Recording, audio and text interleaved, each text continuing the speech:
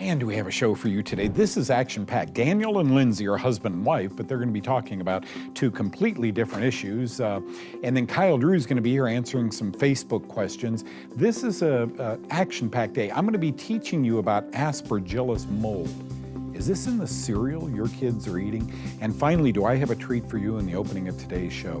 What is oncology? Study of cancer. What is integrative oncology? It is Dr. Jonathan Stigall, who is with us today. This is a most amazing doctor. Imagine an oncologist who can say intravenous vitamin C and health and nutrition. I promise you lots of rewards for watching today's Know the Cause. My name is Doug Kaufman. For the past 40 years, I've dedicated my life and even my career to finding the root cause of disease. Join me in a team of physicians, pharmacists, and scientists, and soon you too will know the cause.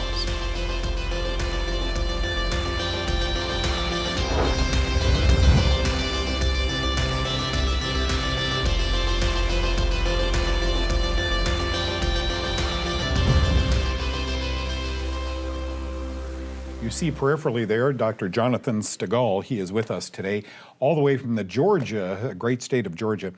Dr. Stigall is unlike any other doctor we've had on this show. He is an oncologist. He sees cancer patients, but he's an integrative oncologist. Welcome to the show. And thank you. Thanks so much for being here today, taking a day off to be with us and educate our audience. Look, this cancer thing is ugly. 1 in 2, 1 in 3 people. You watching right now, all of you have someone you love or know with cancer. This doctor offers different advice, albeit sometimes what's out there is not so bad. You handpick the best of several, so do tell what you do. Absolutely. So the word integrative basically just means we're combining the best from modern or Western medicine with the best natural and alternative therapies. So we look at each patient as an individual, as a very unique case, because everyone is different. Yeah. And we really take the best of both of those worlds and combine them in a very personalized, tailored way for each patient. And yet your peers, oncologists, and I know you attend both meetings, right? Mm-hmm. Integrative and regular oncology meetings. Your peers say a lot of this is nonsense. Diet means nothing. Right. Supplements are just nonsense. Where does that fit into your brain and your practice? Well, it's amazing because we're all biased by how we were trained, obviously. And, you know, the conventional world, you know, they're so focused on high-dose chemotherapy, radiation, surgery, and that's their world. And they don't get a lot of training in nutrition or a lot of the other therapies we use. And so they kind of have that bias going into it. Some are open. They're becoming a little more open, I think. But a lot of it is just they don't understand it. They don't have the training in it. I got to tell you, many years ago, I came to Dallas. Gosh, it's been 30 years ago. I came to Dallas, and a doctor friend, a dermatologist, said, could we start doing IVs in our office? And of course, I knew a little bit about the Myers cocktail. Well, when you give 10 milligrams of vitamin C, you see something, and that's what it was back then 20, then 30. You get up to significant doses, and I'm telling you, I think you can really help people's immune system. So when they have a serious disease like cancer, IV nutrition, I think, is a good. Do you use that? Oh, absolutely. It's a key aspect of my protocols. We usually do it 2 or 3 times a week for patients, give them very high dose vitamin C. And the advantage of that is we're bypassing the digestive system, so we can give much higher doses than you can possibly take by mouth. So many people tell me that when they're getting their chemotherapy, there are Twinkies, there is soda pop, diet, of course, diet soda. Right. Because the oncologists, and I've spoken to oncologists, they really believe that this is a disease that has nothing to do with diet. We want the people to have some sugar in their body and so forth. So we give them these sugary treats while they're getting their chemotherapy. I think your diet, which diet do you like? What do you tell your cancer patients they need to eat? I think our focus needs to be on as minimally processed food as possible. So we like to say shop around the periphery of the grocery store. So that's your fruits, your vegetables. You know, some meat is okay, some dairy is okay. The things in the middle aisles tend to be the things in the boxes and the bags with a lot of preservatives and a lot of harmful chemicals in them. So that's a good starting point for a lot of people. And then if we want to fine tune a little bit more, honestly, getting rid of a lot of the carbohydrates I think is key, because we know that cancer feeds on sugar. I mean, that's the essence of a PET scan we use to image the body. It's radio-labeled sugar. And so the cancer cells are one to take up sugar, so we have to be very careful with it. Teach people, there's a therapy you offer that I'm just enthralled with. It's called IPT, insulin potentiation therapy. Teach people about that because it really is eye-opening. It is, and it's amazing. We know chemotherapy works to kill cancer cells. We've established that over many years. The problem is all the collateral damage. We can't just Human target. cells, right? Right, absolutely. So we know that people get sick, their hair falls out, they just don't do well with it.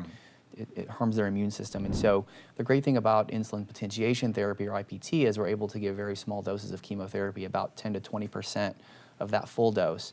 And the reason we're able to do that is because insulin safely lowers the patient's blood sugar in the office. We feel that those cancer cells are just very eager for whatever we give next. So that's when we give usually 2 or 3 chemotherapy agents at the same time. Yeah. And we feel like it's a little more targeted. I describe it as a heat-seeking missile versus an atom bomb. It's really precisely getting to those cancer cells, and we see good outcomes with it. Did you see that, guys? Did you see we're all thumbprints? And when we get a disease, a program has to be developed, not around 10 of your peers, but around your thumbprint. Are you seeing new patients? Absolutely. Okay, good. Let me give you this information. Well, you see it on the TV right now, right? drstigall.com. This has been eye-opening for me. Do come back and we'll do some more of these. Love to. Some more of these segments. Love what you're doing. Thank you on behalf of so many people sick with cancer. Thank you for having me.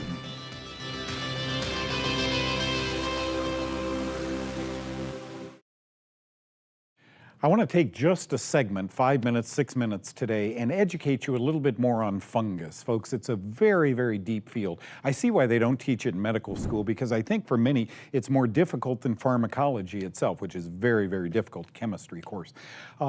Fungus, crazy, crazy field. I remember reading a research paper a short time ago that said 27 people who had been clinically diagnosed with lung cancer and radiologically. So they got the x-rays, right? Then the doctor felt around, looked, and did their biopsies and so forth. 27 people had lung cancer.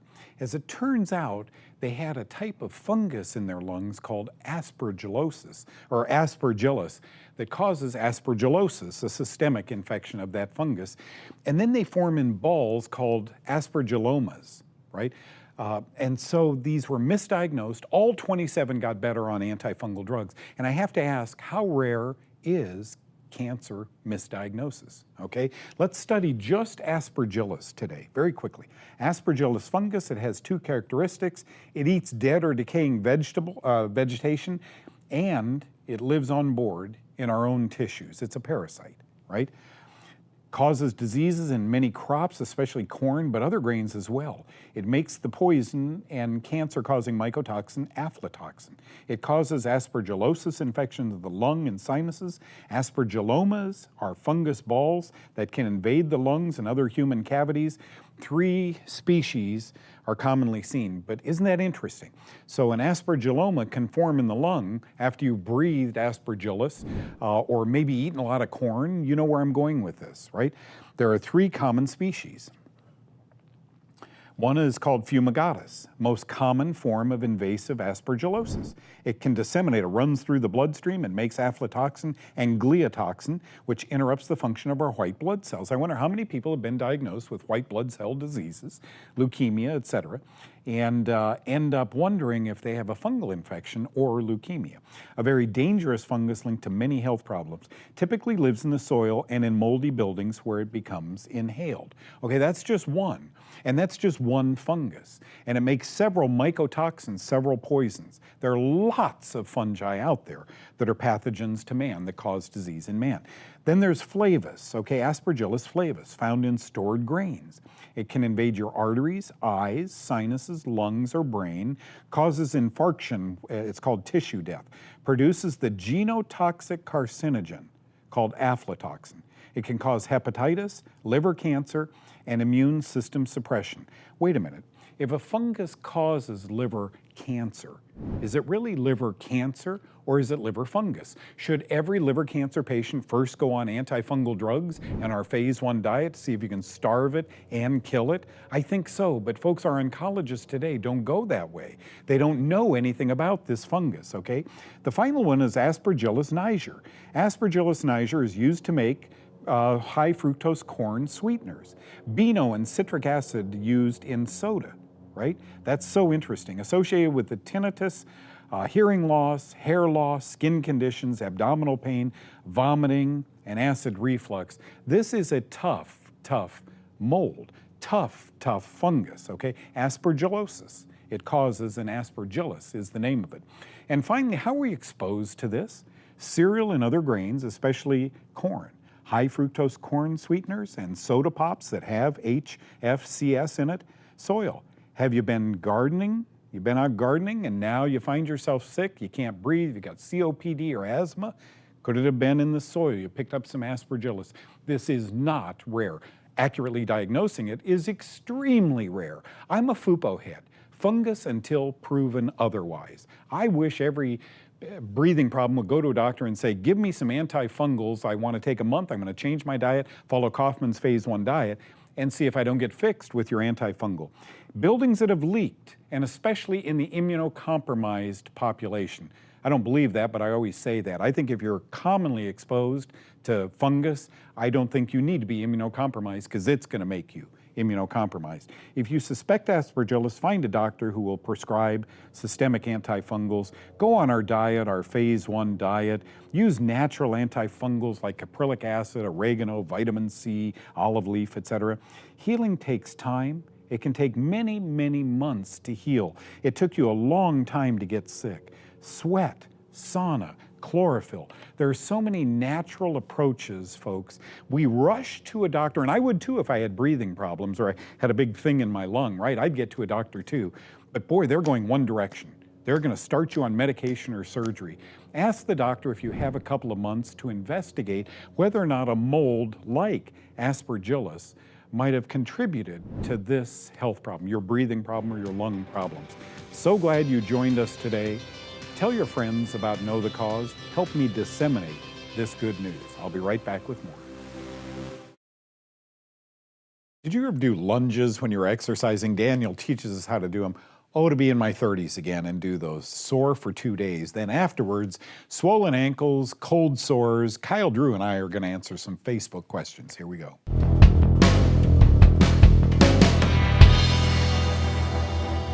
Friends, family, I'm Daniel Crouch on Know the Cause for your lifestyle moment.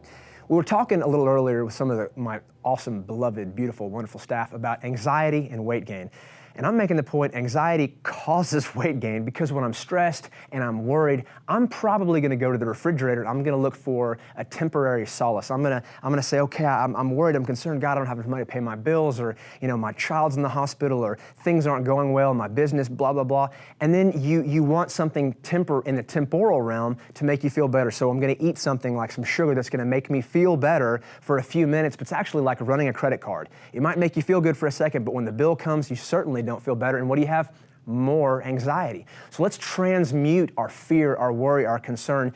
Take it before God. God, please help me, bless me. But as we're in the midst of praying and meditating on this, let's also apply some benefit to ourselves. So if you're concerned, do some lunges. Man, I'm afraid, I'm worried, but guess what? I'm also kind of burning some calories, and I'm sending out endorphins to make me feel better. Endorphins are wonderful because as your muscles exercise, they're gonna send you out a thank you.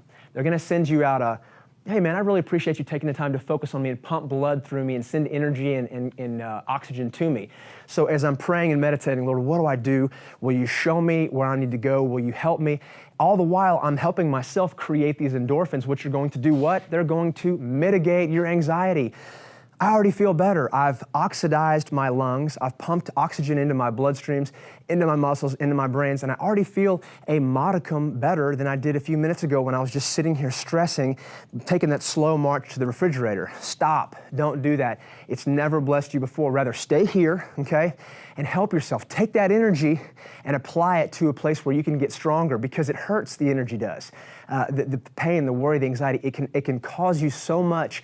It releases cortisol in your system, which is not something that you need. So transmute and you'll be blessed. Make the right decision. You have 2 doors to go to. Which one are you going to go to now?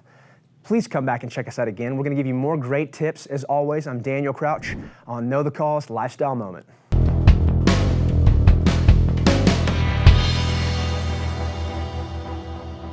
Hey, welcome back, friends. Thank you so much for being with us right now, Kyle Drew and I. during a live show I do every week. Join me live. Ask your questions. That's the way to ask Doug. Join me live. Tell your friends we're answering fungal questions on the internet, Facebook, and then go to Know the Cause. Right? Do you know all the answers to these? Have we seen these yet? I don't know. We'll see. We'll find let's out see. if we do. My ankle swelling has gone away with exercise and good diet choices. Donna, good one. Donna. Why? You've reduced inflammation. Yeah, right? you got rid of that inflammation. The whole what makes bread rise thing. Same thing on the ankle, same way everywhere. Breast tissue, any place. Whenever there's that swelling, that inflammation, a lot of times it seems like, well, why was it swollen in the first place? But whenever you're throwing those habits in, my gosh. Yeah. When easy. people have, That's I remember awesome. Mom, before she passed, God bless her, she had huge ankles, and the doctor said, you know, lie there and put your, above your heart. Lie on a sofa and put your legs up above your heart, and it seemed to take it down. And my brother and I always thought, well, that's interesting. If we stood her up and made her exercise, I wonder if it wouldn't go away easier. Most of the time, foods, you know, there are foods that contribute to edema, to swelling. And so you just need to know that. Ice cream, alcohol, grains sometimes. So be careful out there, folks. Donna, congratulations, it's gone away. What's this one, Kyle? Are cold sores associated with fungal infections? Is there a way to stop them? We talked about this on Facebook Live the other night, some time ago actually, and it was really interesting because I like an amino acid called L-lysine. My dad once had shingles. Bless his heart, he just broke his hip, and then shingles were added on top of it. I gave him a capsule form of L-lysine, simple amino acid, and some people, though, will get cold sores and they'll find a lysine salve that they rub on. And so everybody has associated lysine with being antiviral. But as it turns out, each of these individual amino acids that you can get from protein, each individual one is actually antifungal. So that's an interesting component. So do you say, so you're asking, is it associated with a fungal infection? I'll tell you this, the thing that seems to take care of it is associated with being antifungal. So that's the 2 and 2. I've got to tell you, over and over again, I recommended antifungals for what we would consider doctors, not us, but real doctors, not on TV, with a virus. I don't know what viri are, and I'm no brain, doctors or that, but when people with, you know, shingles or herpes 1 or herpes 2 get better with antifungals and a changed diet, there's no diet that helps with shingles or herpes. It kind of makes you think. And I'll never forget, by the way, when Dr. A.V. Costantini told all of us, decades ago out in Canada, that all single amino acids have antifungal properties. And sure enough, I looked it up. It seems that lysine, along with diflucan, enhances the value of diflucan. Just magnifies it. Isn't that Wow, interesting? that's Okay. cool. Is diflucan just a bloodstream antifungal? Does it also kill bacteria?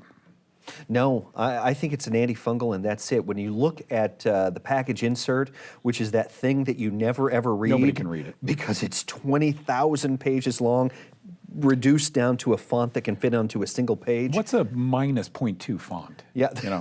it's so bad. So get out the microscope, read it. This is what's so interesting. This is why for a long, long time, Doug has found these studies about somebody took diflucan, somebody took Sporanox or whatever prescription antifungal that all it does is kill fungus.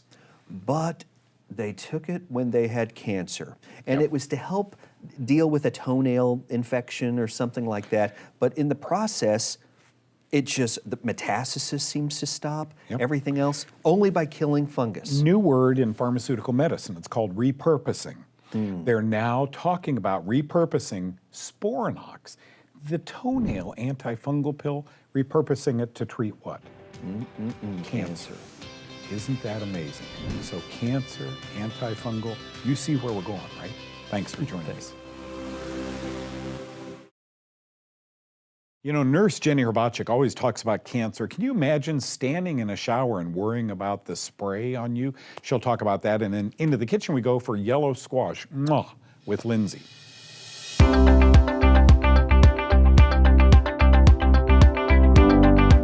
Hi, I'm Jenny Hrabachik with the Cancer Connection. When you take a shower in the morning, do you enjoy that hot, steamy water? You might want to rethink that. if you don't have a good filtration system on your bath and shower water. You see, our skin is our largest organ and it's very absorbent. Studies have found that you can absorb as much chlorine in one shower as you can by drinking 8 glasses of municipal tap water. The municipal systems can filter out about half of the prescription drugs and other contaminants, many of which can contribute to cancer. So the longer you shower, the greater your risk and your exposure. So the tip of the day is to take a short shower. And if you're not washing your hair, you can probably get the job done in about a minute. And if you're washing your hair, turn off the water in between when you lather up and when you rinse. For Know the Cause, I'm Jenny Herbacek.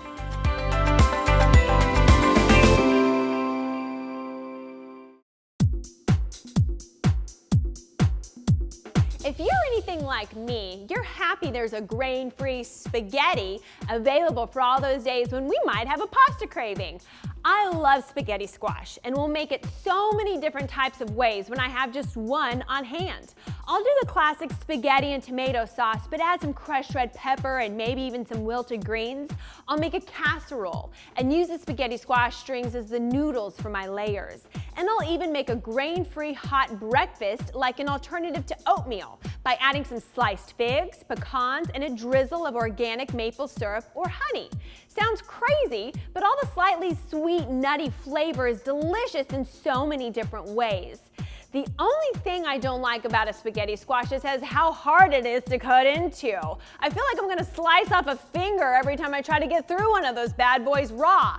But there's a solution. You can actually roast the entire thing whole in the oven, then just slice it when it's soft and keep all of your fingers intact. Just pierce the outside with a knife a few times going around the vegetable, then put it on a pan and roast it in your oven at 375 degrees for an hour to an hour and 15 minutes until you can easily pierce it with a fork, then you know it's done. Then just slice it down the middle, remove the seeds, pull the strings out with a fork, and you've got it. Phew, I feel much better about buying one of those at the grocery store now.